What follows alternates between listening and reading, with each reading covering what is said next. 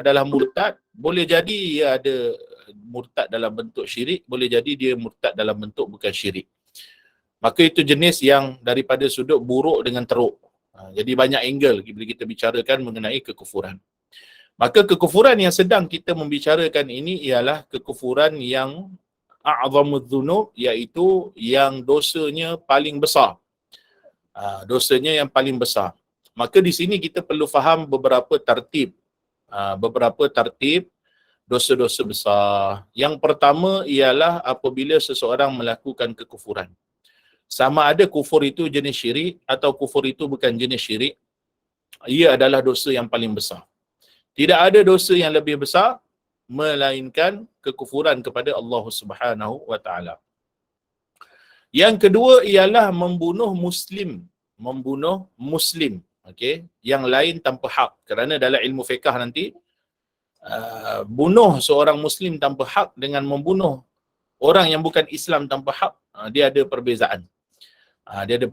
Tapi dalam tertib dosa besar, maka membunuh seorang muslim yang lain tanpa hak itu adalah dosa besar yang kedua. Kemudian yang ketiga adalah zina, iaitu melakukan persetubuhan tanpa nikah kahwin. Zina sama ada muhsan ataupun ghair muhsan, sama ada dia dah pernah berkahwin ataupun dia bujang, melakukan zina, itu juga dosa besar. Dan kemudian dosa-dosa yang lain setelah itu seperti berjudi, minum arak, mencuri dan sebagainya. Maka itu adalah tertibnya. Kerana apa kita bincang mengenai tertib? Kerana perlu kita fahami pada firman Allah Ta'ala yang lain, Allah Ta'ala berfirman, wal fitnatu asyaddu minal qatl. Ayat ni sering orang kita salah faham. Sebab tu sering kita ulang-ulang bahawasanya ayat Al-Quran tidak boleh difahami secara literal. Kerana makna fitnah dalam bahasa Melayu datang satu makna je. Orang Melayu faham fitnah satu makna je. Tapi orang Arab dia tidak memahami fitnah dengan satu makna kerana bahasa Arab itu luas. Kita dah sebut dah mengenai perkara ni. Jadi apabila kita berinteraksi dengan nas-nas Al-Quran dan juga hadis, tidak kita mesti berinteraksi dengan tafsirannya daripada ulama-ulama mufassirin yang mu'tabarah. Bukan kita simply kita terjemah Al-Quran lalu kita memahami dengan akal kita yang terhad. Okay? Makna fitnah dalam ayat ini, wal fitnatu asyaddu minal qatl, ialah fitnah dengan makna asyirku wal kufru. Syirik dan kufur. Kerana apa? Kerana kita dah tengok tadi tertib dosa besar. Tertib dosa besar ni disebut dalam hadis Nabi yang sahih. Bahawasanya yang pertama adalah kufur dan syirik. Kemudian membunuh muslim yang lain tanpa hak. Jadi bila mana Allah Ta'ala berfirman wal fitnatu asyaddu minal qatl, al fitnah itu, dosa fitnah itu lebih besar daripada membunuh. Bukan yang dimaknakan fitnah itu adalah fitnah buhtan. Dia ada satu makna fitnah lagi ialah buhtan. Iaitu dia menyebarkan perkara yang dusta mengenai seseorang kepada orang yang lain. Itu buhtan. Contohnya A tak mencuri. Tapi C cakap pada B bahawasanya A mencuri. Itu juga difahami dengan makna fitnah. Tapi fitnah yang namanya buhtan. Bukan fitnah yang dimaksudkan dalam ayat wal fitnatu asyaddu minal qatl. Sebab apa? Sebab al-fitnah yang lebih besar daripada membunuh dosanya ialah fitnah dengan makna syirik dan kufur. Sebab tu Dajjal, apabila Dajjal muncul di akhir zaman, maka Dajjal itu dipanggil sebagai fitnah. Dajjal itu dipanggil sebagai fitnah. Fitnah itu dengan makna Dajjal membawa kesyirikan, kerana Dajjal menyeru manusia supaya syirik kepadanya, yakni mempertuhankan Dajjal dan mensyirikkan Allah Subhanahu wa taala. Dajjal itu kedatangannya dipanggil sebagai fitnatul Dajjal. Boleh juga fitnah itu datang dengan makna kesesatan ataupun tipu daya. Contohnya kita kata fitnah dunia. Fitnah dunia ni dengan makna tipu daya, kesesatan. Jadi fitnah ni dia ada banyak makna. Dan tidak boleh ataupun tidak harus ni kalau dalam kitab-kitab ulama bila sebut la yajuz, tidak harus, bererti haram. Bererti haram. Jadi kalau kita lihat kitab ulama, tidak harus bukan maknanya makruh. Lawan bagi harus adalah haram. Bukan makruh. Okay, dalam kitab bila sebut la yajuz maknanya haram, bukan makruh. Jadi bila sebut la yajuz, haram yakni menafsirkan ataupun memahami makna ayat wal fitnatu asyaddu minal qatl ni adalah dengan makna fitnah buhtan. Jadi kalau tersebar fitnah tular dalam media sosial dan sebagainya, jangan gatal tangan nak komen. Sesungguhnya dosa fitnah dengan makna fitnah buhtan ni, dosanya lebih besar daripada membunuh dan sebagainya. Kemudian kita faham makna fitnah itu dengan buhtan kerana ia bercanggah dengan syar'i. Syar'i kata fitnah itu ialah maknanya asyirku wal kufru. Okey, syirik dan kekufuran. Baik. Kemudian kita faham bahawa saja dosa yang paling besar tadi tu ialah kekufuran. Dan di dalam ataupun di antara jenis kekufuran tadi adalah syirik. Maka apakah makna syirik? Okey. Soalan nombor 8 ni, dia cuba membawa manusia ataupun dia cuba membawa pendengar seperti kita, talibul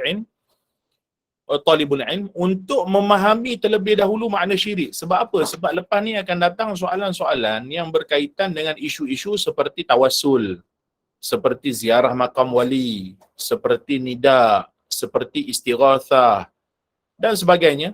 Isu-isu yang menjadi polemik, yang tak berkesudahan. Jadi sebelum kita memahami sesuatu isu, kita kena faham terlebih dahulu istilah-istilah yang digunakan, dan kita perlu memahami makna setiap every single word yang digunakan supaya kita tidak mudah masuk ke dalam kancah mensyirik, mengkafirkan seseorang muslim yang lain tanpa hak.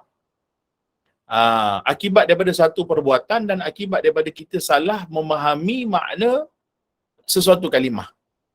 Contohnya bila seseorang dia memahami ibadah itu adalah dengan makna minta. Contohlah seorang dia pergi makam wali ataupun dia pergi makam Nabi SAW, kemudian dia memohon di sisi makam Rasulullah, lalu dituduh sebagai syirik. Semata-mata meminta dikatakan sebagai syirik. Maka ini adalah akibat daripada gagal memahami apa makna ibadah, apa makna syirik. Justru dia pengarang bawa datang terlebih dahulu. Dia buka dan dia kupas terlebih dahulu apa makna syirik sebenarnya. Maka syirik ini, kata pengarang, ma'nahu ibadatu ghairillah. Syirik ini ialah menyembah sesuatu selain Allah. Itu makna syirik. Bila kita sebut menyembah sesuatu selain Allah, apa maknanya? Maknanya ialah, apa makna ibadah? Apa makna ibadah? Sebelum ni kita dah jelaskan kan, makna ibadah. Kalau tak silap lah. Sebab kita dah menjelaskan makna ibadah. Apa makna ibadah? Ibadah maknanya yang disebut oleh para ulama seperti Imam Taqiyuddin As-Subki, seperti yang disebut oleh Fairuz Abadi, seperti yang disebut oleh ulama-ulama lughawi yang lain seperti Murtada Az-Zabidi.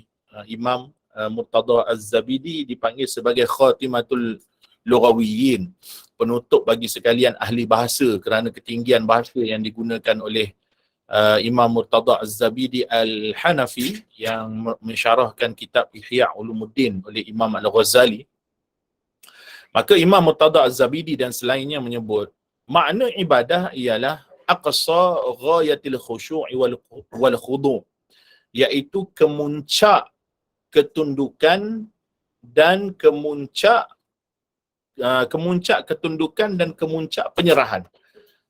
Terjemahan dia, iaitu apabila seseorang dia menyerahkan atau dia memberikan seluruh kemuncak ketundukannya kepada sesuatu, maka itu baru dipanggil sebagai menyembah. Itu baru dipanggil sebagai ibadah. Adapun kalau semata-mata pergi jumpa raja, masuk istana, dapat pangkat Datuk ke Tan Sri, Datuk Seri dan sebagainya, pergi menghadap raja, dia pun ampun tuanku, ribu-ribu ampun, sembah pati harap diampun, contoh kan, dia buat gitu. Itu tidak menjadikan seorang itu mensyirikkan Allah. Ataupun jika seorang isteri mentaati suaminya, itu tidak dikira sebagai mensyirikkan Allah. Ataupun seorang anak mentaati kedua ibu bapanya, itu tidak dikira sebagai syirik kepada Allah, kerana makna ibadah dengan makna taat dua benda yang berbeza. Dua benda yang berbeza. Maka ibadah ini dia spesifik. Dia spesifik dengan makna kemuncak ketundukan dan penyerahan. Jadi kalau seorang itu dia menyerahkan segala ketundukan dan penyerahannya kepada Allah, maka itu dipanggil sebagai beribadah kepada Allah. Kalau dia menyerah segala ketundukan dan penyerahan dia kepada berhala, dia meyakini bahawasanya berhala dialah yang menciptakan, berhala dialah yang ni dan sebagainya, maka itu dikatakan sebagai menyembah berhala. Kalau seseorang memberikan kemuncak ketundukan kepada Isa, maka orang tu seperti golongan Kristian, maka baru dikata sebagai mensyirikkan Allah. Adapun seseorang yang dia semata-mata bertawassul dengan Nabi SAW, maka itu tidak lagi dipanggil sebagai mensyirikkan Allah Subhanahu wa taala. Baik. Kemudian syirik ini perlu difahami daripada dua sudut. Okey.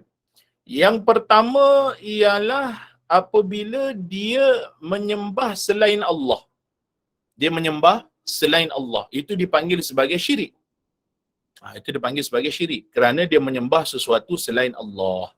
Bererti dia meyakini bahawasanya ada Tuhan selain Allah. Itu makna syirik. Kerana dia menjadikan sekutu bagi Allah. Iaitu sekutu pada ketuhanan. Sedangkan hanya Allah Ta'ala Tuhan. Kemudian diambil makhluk, menjadikan makhluk itu sebagai Tuhan, maka berlakulah dia menyekutukan Allah. Dia menyembah sesuatu selain Allah, yakni dia menyekutukan Allah pada ketuhanan, iaitu dia menyembah selain Allah. Okay.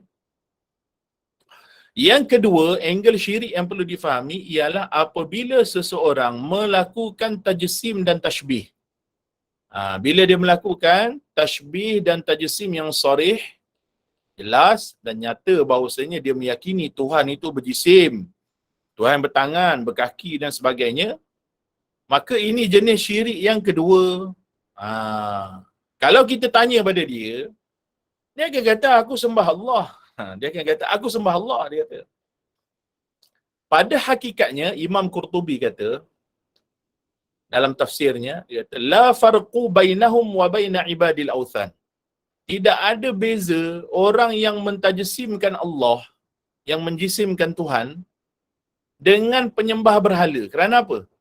Di sini dia punya penting untuk kita faham. Golongan yang pertama, dia memang nyata-nyata dia kata, aku tak sembah Allah. Aku sembah Siva, aku sembah Rama, aku sembah Vijaya, aku sembah Jesus, aku sembah Buddha, dan sebagainya. Adapun golongan kedua, pada hakikatnya dia tak menyembah Allah. Tetapi dia menyembah sesuatu selain Allah yang dinamakan sembahan itu sebagai Allah. Itu dia punya triki dia tu. Kerana apa Imam Qurtubi kata tak ada beza dia orang ni dengan penyembah berhala? Sebab apa? Sebab hakikatuhum, hakikat mereka ini, mereka menyembah yang mana sembahan mereka itu bukan Allah. Sembahan mereka yang mereka kata ada tangan, ada kaki, ada muka, bertempat di suatu tempat, ada mata, ada betis dan sebagainya. Maka ini bukan sifat Allah, ini bukan sifat Tuhan. Ini bukan sifat Tuhan. Kerana kita belajar dalam sifat 20. Sifat Allah mukhalafatuhu lil hawadith. Bersalahan Tuhan itu dengan makhluknya, dengan yang baharu. Maknanya Tuhan ini dia tidak berjisim, tidak beranggota badan dan sebagainya, sebagaimana yang dinukilkan daripada kitab Aqidatul Tahawiyah, kitab Aqidah Salaf, yang menyebut ta'ala anil hududi wal ghayati wal arkani wal adawati wal a'dha ila tahwih li jihatus sittu kasairil mubtada'at. Iaitu Allah Ta'ala maha suci daripada sisi-sisi, penghujung-penghujung, had dan sempadan. Maha suci Allah daripada adawat, anggota kecil seperti kuku, gigi. Maha suci Allah daripada anggota yang besar, al-a'dha, seperti tangan dan kaki. La tahwihil jihatu sittu kasairil mubtada'at. Dia tidak diliputi arah yang 6, atas, bawah, kiri, kanan, depan dan belakang seperti sekalian makhluknya. Maka ini jelas daripada akidah salaf. Kemudian dah diijma'kan pun, yang dinukilkan oleh Al-Imam Abu Mansur Al-Baghdadi dalam kitabnya Al-Farqu Bainal Firaq. Wa ajma'u ala annahu la yahwihi makanun wa la yajri alaihi zaman. Telah berijma' para ulama ahli sunnah wal jamaah, sepakat, tak ada khilaf, bahawasanya Allah Ta'ala itu mawjudun bila makan. Wa ajma'u ala annahu la yahwihi makan. Dia tidak bertempat. Wa la yajri alaihi zaman. Dan tidak berlalu bagi Allah Ta'ala itu masa. Maka ulama dia dah sepakat dah. Allah Ta'ala bukan jisim. Allah Ta'ala tidak bertempat. Allah Ta'ala tidak berarah. Allah Ta'ala tidak beranggota. Allah Ta'ala tidak berwarna. Allah Ta'ala tidak serupa dengan makhluknya. Allah Ta'ala tidak boleh digambarkan. Ini semua ijma' ulama. Tiba-tiba datang seorang, dia kata, Allah Ta'ala ada kaki.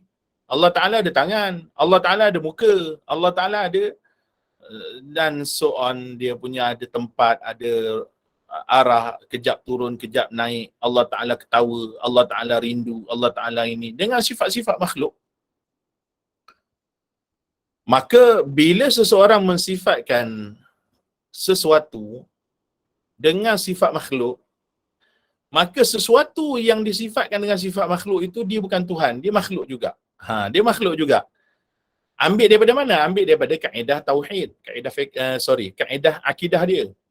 Kaedah akidah dia apa? Kaedah akidah dia disebut oleh ulama, hudutsus sifat yastalzimu hudusaz zat.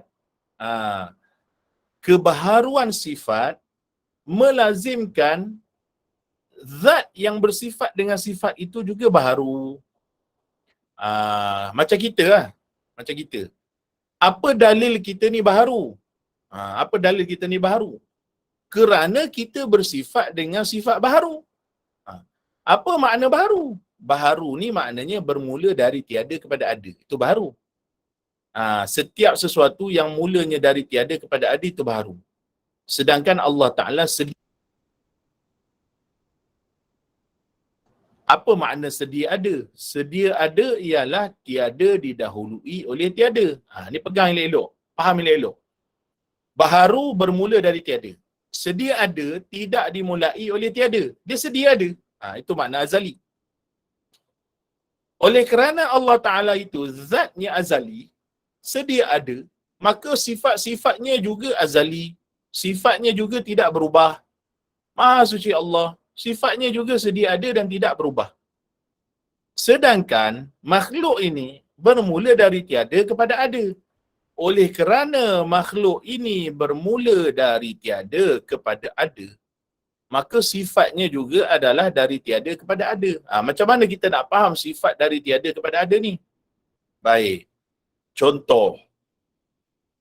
Sifat makhluk ialah lapar dan kenyang. Okay, lapar dan kenyang. Kita bagi contoh paling mudah sekali kan. Sifat makhluk lapar dan kenyang. Sekejap lagi mungkin lepas kelas ada yang lapar sekejap lagi. Nak pergi makan roti nan ke, makan nasi goreng ke kan. Contoh. Maka makhluk ni sifat dia berubah. Berubah. Sebab baharu dia mesti berubah.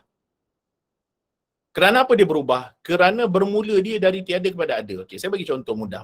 Lapar dan kenyang. Apa makna lapar? Apa makna lapar? Kalau orang suruh bagi takrifan lapar ni, paling mudah takrif lapar ni ialah ketiadaan kenyang. Itu makna lapar. Kan?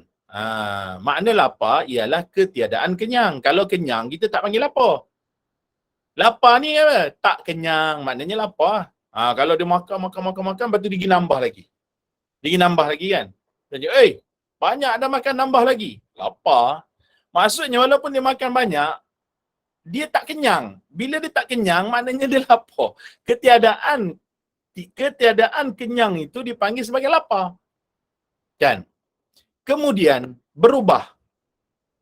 Berubahlah lapar tadi kepada kenyang setelah dia makan 2 pinggan nasi kerabu contoh. Dia makan 2 pinggan, kemudian dia berubah laparnya tu kepada kenyang. Maka kenyang ni pula, apa takrifan kenyang? Takrifan kenyang ialah ketiadaan lapar. Ajak dia makan lagi. Jom makan lagi. Kata kan. Dah tu aku dah kenyang ni. Dah kenyang. Apa makna kenyang? Ketiadaan lapar. Ketiadaan lapar. Maknanya kekenyangan dia tu bermula dari ketiadaan kenyang. Dari ketiadaan kenyang kepada kenyang. Kemudian setelah kenyang, dia tiada kenyang. Jadi dia lapar. Lapar ni bermula daripada apa dia? Daripada kenyang. Maka ketiadaan kenyang itu lapar, ketiadaan lapar itu kenyang. Maka setiap dua sifat ni dia melazimi, bermula dia melazimi itu antara satu sama lain. Dan bermulanya setiap kali bermula kelaparan bererti bermula dari tiada kenyang. Setiap kali bermulanya kenyang bererti dia bermula daripada tiada kelaparan. Maka sifat makhluk itu semuanya bermula dari tiada kepada ada. Daripada ketiadaan lapar, daripada ketiadaan kenyang. Contoh. Jadi oleh kerana sifat makhluk ni, dia berubah setiap masa. Dari tiada kepada ada, daripada tiada kepada ada, daripada tiada kepada ada. Maka oleh kerana sifat dia berubah, daripada tiada kepada ada, daripada tiada kepada ada berubah, maka datang kaedah yang lain. Sebab tu kaedah yang tadi dari tiada kepada ada tu menunjukkan dia baharu, menunjukkan manusia ni baharu kerana sifat dia baharu. Itu kaedah pertama kita sebut tadi, hudusus sifat yastalzimu hudusaz zat. Kebaharuan sifat melazimkan zat yang bersifat dengannya juga baharu. Zat dalam erti kata perkataan kita sekarang, zat dengan makna jisim. Dengan makna jisim, bukan dengan makna zat hakikat Allah yang sebelum ni kita dah bahas. Zat dekat sini, zat kerana zat dia layak untuk disifatkan kepada makhluk daripada sudut lafaz. Sebab tu kadang kita jumpa kitab akidah, dia akan sebut zatuhu la yushbihu zawat. Zat Allah tidak menyamai jisim-jisim. Az-zawat maknanya jisim-jisim. Zat makhluk jisim, zat Allah hakikat Allah, bukan jisim. Maka kita dah faham sifat yang baharu melazimkan ianya baharu, melazimkan yang bersifat dengannya juga adalah baharu. Maka kita makhluk ni, oleh kerana kita bersifat dengan lapar dan kenyang yang merupakan sifat baharu, maka kita adalah makhluk. Sebab tu dalam Al-Quran Allah Ta'ala berfirman dalam ayatul kursi, la ta'khudhuhu sinatun wala naum. Tidak ditimpa mengantuk dan juga tidur. Sinah dan naum. Maka naum dan mengantuk, naum ni semua dia lawan pada jaga. Jaga kan? Jaga dengan tidur. Maka apa makna jaga? Ketiadaan tidur. Apa makna tidur? Ketiadaan jaga. Jadi kita faham. Kerana apa Tuhan tidak ditimpa dengan sifat tidur dan jaga. Jaga, tidur, jaga, tidur. Kerana dua sifat ini adalah sifat makhluk. Dia berubah. Jadi berubah menunjukkan kebaharuan sesuatu. Oleh kerana dia berubah, maka kaedah dia ialah al-mutaghayyiru yahtaju ila may yughayyiruhu min halin ila halin akhar. Yang setiap yang berubah, dia berhajat kepada yang mengubahnya, iaitu Allah. Kita berubah. Bila kita sakit, kita ingat siapa? Kita ingat Allah. Ya Allah, tolonglah ya Allah, sakitnya rasa pinggang ni. Ya Allah, sakitnya kaki ni. Ya Allah, sakitnya gigi. Ya Allah, sakitnya kepala ni. Sebab kita berhajat pada Allah yang mengubah kita daripada suatu keadaan kepada keadaan yang lain. Kalau kita pergi balik pada tafsiran suratul Ikhlas, Allahus Samad, kita bicara sifat istighna dan iftiqar. Terkaya Tuhan dari berhajat pada makhluknya. Makhluknya pula terfakir berhajat kepada Allah Ta'ala. Kita berhajat pada Allah kenapa? Kerana Allah yang cipta kita. Bila kita sakit, kita doa pada Allah, ya Allah, sembuhkanlah sakit aku, ya Allah, contohnya. Kita berhajat kepada Allah. Maka bila yang berubah ini dia berhajat kepada yang mengubahnya, maka yang mengubahnya itu tidak berubah. Kalau yang mengubahnya itu berubah, kalau Allah Ta'ala berubah, nescaya Allah samalah dengan makhluk berubah. Kerana yang berubah pasti berhajat pada yang mengubahnya. Kalau Allah berubah, nescaya ada yang mengubahnya. Maka Allah tu bukan Tuhan lah. Kerana yang mengubahnya itulah Tuhan. Kalau yang mengubahnya pula juga diubah, berubah dan diubah, Maka yang mengubahnya tadi juga bukan Tuhan. Yang mengubahnya Tuhan. Ini sampai sudah tak habis, never ending story. Dia panggil sebagai at-tasalsul dalam akidah. Mustahil. At-tasalsul ni mustahil. Kerana akal kita yang sihat, kita akan menafikan tasalsul. Benda yang never ending story ni. Adapun akidah kita, setiap perkara ini mesti ada perhentiannya. Perhentian ni maknanya pada kefahaman kita, kita faham bahawasanya makhluk ini tidak dia pasti akan kembali kepada penciptanya, iaitu Allah Ta'ala. Penciptanya tidak dicipta. Penciptanya tidak dicipta kerana pencipta pasti berlawanan sifatnya dengan ciptaan. Ini asas bagi akidah, bahawa pencipta tidak sama dengan ciptaan. Maka setiap yang berubah berhajat kepada pencipta yang mengubahnya dari suatu keadaan kepada keadaan yang lain. Maka yang berubah itu lemah. Dan yang lemah tidak akan menjadi Tuhan, pasti. Yang lemah tak akan jadi Tuhan. Sebab tu akal kita menafikan perkara-perkara yang diambil sebagai sembahan di luar sana sebagai Tuhan. Kerana apa? Kerana zahir pada kita, nyata pada kita, mereka lemah. Ibrahim AS, Nabi Ibrahim AS, bila mana dia berhujah dengan kaum dia, kan? Dalam ayat falamma afala tu, bila mana Nabi Ibrahim bawa kaum dia berhujah, bila melihat bintang, lalu bintang berubah. Bila melihat bulan, lalu bulan berubah. Bila melihat matahari, lalu matahari berubah. Maka Nabi Ibrahim persoalkan kepada mereka, hadza rabbi, ini yang kamu kata Tuhan aku? Inni la uhibbul afilin, kata Ibrahim. Inni la uhibbul afilin, aku tidak menyembah sesuatu yang berubah. Kerana ayat dalam Quran ni mengajarkan kita dalil akli. Dalil akli. Nabi Ibrahim dia tunjuk pada kaum dia dalil akli. Bagaimana sesuatu yang berubah boleh menjadi Tuhan? Kerana yang berubah ini lemah. Dia dipaksa. Matahari dia tak ada pilihan. Dia akan terbit, dia akan terbenam. Dia akan terbit, dia akan terbenam. Dia tak ada pilihan. Kenapa dia tak ada pilihan? Kerana dia lemah. Dia berubah. Dia berubah. Maka setiap yang berubah itu lemah. Yang lemah tidak menjadi Tuhan. Maka kembali kepada perbahasan kita balik. Bila seseorang dia menyatakan Tuhan itu bersifat dengan sifat-sifat yang berubah ni tadi. Sifat-sifat bertempat, turun naik, dan sebagainya. Maka sifat ini mengalami perubahan. Maha suci Allah. Maha suci Allah. Sebab tu dalil bagi bila kita membicarakan mengenai kewujudan Tuhan tanpa tempat, dalilnya adalah daripada hadis Nabi, kana Allah wa lam yakun syai'un ghairuh, yang telah kita bahaskan sebelum ni. Allah Ta'ala sedia ada dan tiada sesuatu bersamanya. Maka faham pada akal, Allah Ta'ala sedia ada tanpa tempat, tanpa masa, tanpa ada sesuatu selain daripadanya, hanya dia. Kemudian bila dia menciptakan makhluk, dia tidak berubah. Dulu dia tak bertempat, kemudian lepas dia cipta arash, dia berhajat pada tempat. Maka berubah, berhajat pada tempat. Itu lemah. Mustahil Tuhan tu lemah. Maka orang yang mensyirikkan Allah bukan semata-mata dia kata oh Siva ni Tuhan aku. Bukan semata-mata dia kata oh Buddha ni Tuhan aku. Bukan semata-mata dia kata Jesus ni Tuhan aku. Meskipun dia kata Allah adalah Tuhan aku, tetapi Allah yang dia yakini sebagai Allah itu adalah beranggota badan, berciri fizikal, bertempat, berciri sama seperti Buddha, sama seperti berhala. Apa beza berhala yang disembah oleh orang Hindu di Malaysia ni dengan Tuhan yang dinamakan sebagai Allah, Tuhan yang mereka namakan sebagai Allah, tetapi bertempat di suatu tempat. Apa beza dia? Beza tempat je. Kalau orang Hindu kata, Tuhan kami bertempat dekat batu cave, Tuhan kamu bertempat dekat langit. Apa beza Tuhan Hindu dengan Tuhan mereka yang mereka namakan sebagai Allah, yang bertempat di suatu tempat?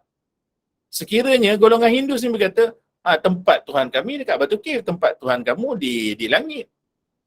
Ada persamaan ciri, iaitu menempati suatu tempat. Dan Hindu kata, apa beza Tuhan kamu dengan Tuhan kami? Tuhan kami ada 16 tangan contoh. Tuhan kamu ada berapa tangan?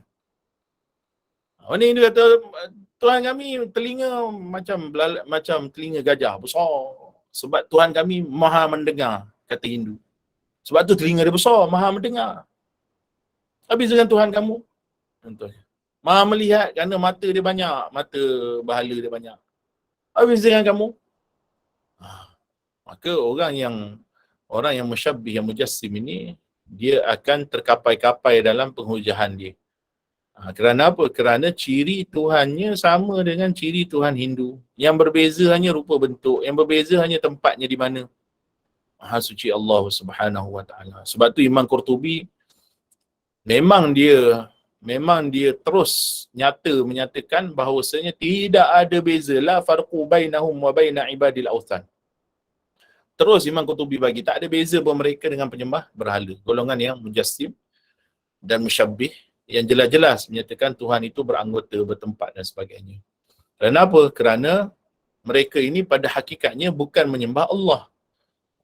Sebab tu, ingat tak dulu isu polemik kenapa kita tidak membenarkan golongan Kristian untuk pakai kalimah Allah dalam Bible. Lalu mereka kata, kami sembah Allah juga. Kristian kata, kami sembah Allah juga. Dia kata, Allah adalah God dalam Bible kami. Dan Jesus tu adalah Son of God. Dia kata. Itu mazhab Kristian di Malaysia ni, Jesus adalah Son of God. Maka dia kata, God kami dalam Bible ni Allah juga, dia kata. Kami pun menyembah Allah, kamu pun menyembah Allah. Apa beza kami guna kalimah Allah? Maka perkara ini telah ditolak oleh Allah dalam Al-Quran. Qul huwallahu ahad. Katakan wahai Muhammad, Allah Ta'ala itu esa. Maka sifat Allah esa. Kalau kamu kata Allah Ta'ala itu ada anak, maka itu bukan Allah. Itu bukan Allah. Itu suatu sembahan yang kamu nak namakan Allah. Itu kita kena faham betul-betul. Kenapa turun surah Ikhlas begitu? Kamu katakan Tuhan kamu Allah yang ada anaknya nama Jesus. Tak, itu bukan Allah. Allah Ta'ala suruh Nabi Muhammad kata, Qul huwallahu ahad. Katakan wahai Muhammad, dialah Tuhan Allah yang bernama Allah yang dia esa. Esa ni maknanya tidak ada sekutu baginya. Yang kamu sembah tu bukan Allah. Yang kamu sembah tu suatu Tuhan, suatu sembahan yang kamu jadikan ia sebagai Tuhan kamu. Allahus Samad. Lam yalid wa lam yulad. Dia tidak beranak, dia tidak diperanakkan. Kamu bukan sembah Allah kalau kamu kata Allah ada anak. Kamu bukan sembah Allah. Kamu sembah sesuatu yang kamu anggap sebagai Tuhan, yang kemudian kamu nak namakan sembahan kamu tu Allah. Sama juga lah macam golongan tadi. Kamu sembah sesuatu yang ada tangan, ada kaki, ada mata, ada muka, ada betis, ada tempat. Itu bukan Allah. Itu bukan Allah. Itu hanyalah sembahan yang kamu anggap sebagai Tuhan, lalu kamu nak menamakannya sebagai Allah. Itu hujah ahli sunnah. Maka kena faham sungguh-sungguh akidah ni supaya kita faham bahawasanya Allah tak serupa dengan makhluk. Jadi kalau kamu dah serupakan Tuhan dengan makhluk, maka Tuhan yang kamu kata seperti makhluk tadi, berciri dengan makhluk, itu bukan Allah. Kerana Allah ni nama khusus untuk Tuhan zat yang tak serupa dengan makhluk. Kerana kita dah belajar tafsiran bismillah sebelum ni. Kita kata lafaz Allah, kalimah Allah adalah isim ma'rifah, yang mana isim tersebut adalah khas untuk Allah Ta'ala sahaja. Tidak dinisbahkan kepada selainnya. Maknanya isim Allah Ta'ala itu pun dah khusus untuk Allah. Maka Allah yang kita sembah tu, sifatnya dalam tafsir surah Ikhlas yang telah kita sebutkan sebelum ni. Okay? Maka dikatakan dalam kitab ini bahawasanya Sayyidina Luqman alaihissalam telah berkata, Ya bunayya la tusyrik billah. Wahai anak, janganlah kamu mensyirikkan Allah. Sesungguhnya syirik adalah kezaliman yang paling besar.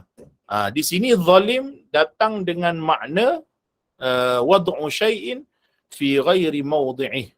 Meletakkan sesuatu bukan pada tempatnya. Kerana tafsiran adil dengan zalim ni dia ada dua tafsiran. Dia ada bukan dua tafsiran, dia ada dua terma pemahaman. Satu dalam masalah ni kita kata meletakkan sesuatu bukan pada tempatnya. Tapi dalam perbahasan nanti dalam masalah sifat qudrah, kita akan tafsirkan ataupun akan ta'rifkan zalim itu dengan makna at-tasarrufu fi ghairi mulkih, menguruskan sesuatu yang bukan pada pemilikannya, itu makna zalim. Tapi dalam konteks ni, zalim dengan makna wadu'u syai'i fi ghairi mawdi'i, iaitu meletakkan sesuatu bukan pada tempatnya, iaitu dia meletakkan dia meletakkan penyembahan kepada selain Allah.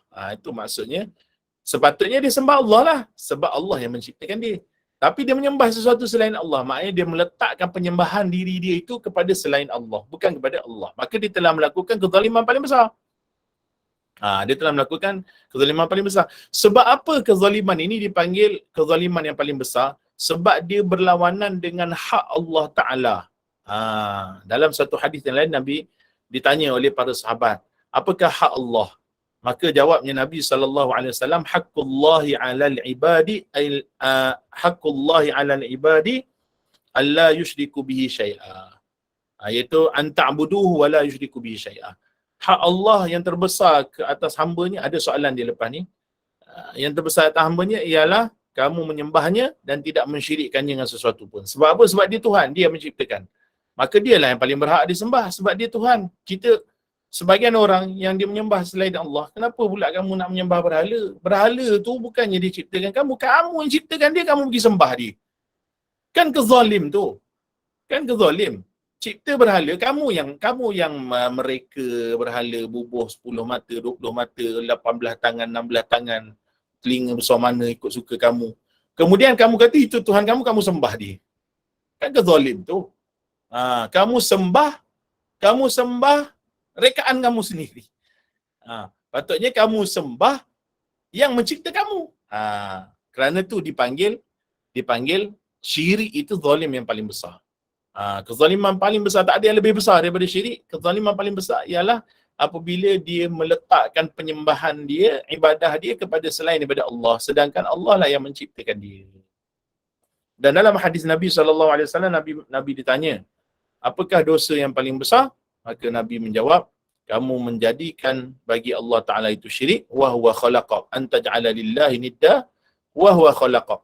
Kamu jadikan bagi Allah Ta'ala itu ada sekutu, sembah selain Allah. Wa huwa khalaqak, sedangkan dia yang menciptakan kamu. Peliklah kalau sesama hak makhluk pun, kalau itulah ayah kamu pergi mengaku orang lain tu sebagai ayah kamu, kan kezalim tu. Kalau orang tu mak kamu pergi mengaku orang lain sebagai mak kamu, kan kezalim tu. Bahkan di antara dosa-dosa ialah apabila seseorang dia menisbahkan diri dia sebagai anak kepada orang lain. Dosa. Maka apa lagi kalaulah seseorang itu dia menjadikan selain daripada Allah sebagai Tuhan. Itu dosa yang terlebih besar. Kezaliman yang paling besar. Rawahul Bukhari wa ghairuh. Diriwayatkan oleh Imam Bukhari dan selainnya. Ada soalan ke?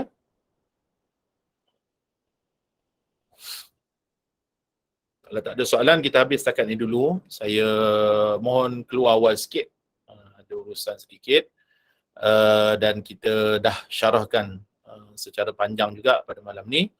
Barakallahu fikum. Jazakumullahu ta'ala kulla khair.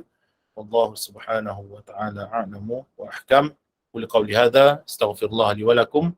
وللمؤمنين والمؤمنات والمسلمين والمسلمات الأحياء منهم والأموات برحمتك يا أرحم الراحمين الحمد لله رب العالمين السلام عليكم ورحمة الله تعالى وبركاته. Waalaikumsalam. InsyaAllah kita jumpa lagi pada sesi akan datang. Terima kasih Ustaz. Assalamualaikum. Ustaz. Assalamualaikum. Terima kasih Ustaz. Assalamualaikum. Salam.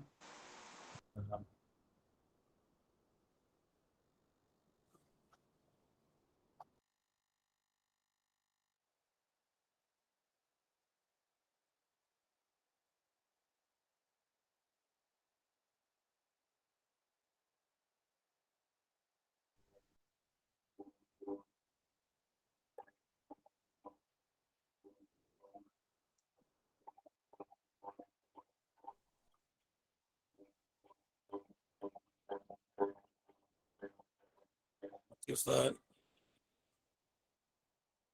kasih Ji. Ajiman. Terima kasih Jiman.